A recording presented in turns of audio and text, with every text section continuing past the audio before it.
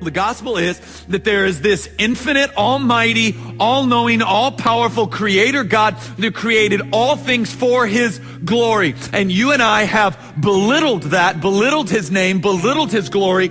Every one of us have at one time or another, or actually currently, believe that our way is better than God's. We fail to acknowledge, give him glory for the gifts he's given us. We question his rule and his authority, while at the same time doing that with the brain he gave us and holds together, and the lungs and the air that he gave us to breathe with. This is the great blasphemy of the universe. So we've all belittled God, and God, being just, right, and holy, is not going to allow the belittlement of his name. God then, not being able to spare wrath, sends Christ in the flesh and crushes him. And in so doing, pours out his wrath against the children of God onto the Son, killing him.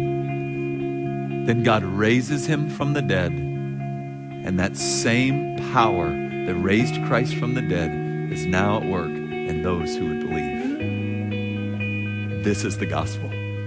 That you and I have right standing before God, not by our efforts, not by our works, not by our skill, not by whether or not we cuss or don't cuss, drink or don't drink, watch this, don't watch this, do this, don't do that. Justified before God by the cross of Christ alone.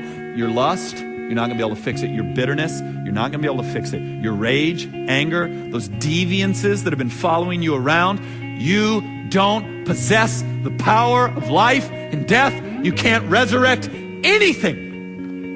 Christ can. That's the good news. That's why we don't celebrate us. That's why we continually celebrate him. We boast in the cross and the cross alone. The same power that is at work in raising Christ from the dead is at work in me and work in all who believe. This is the gospel.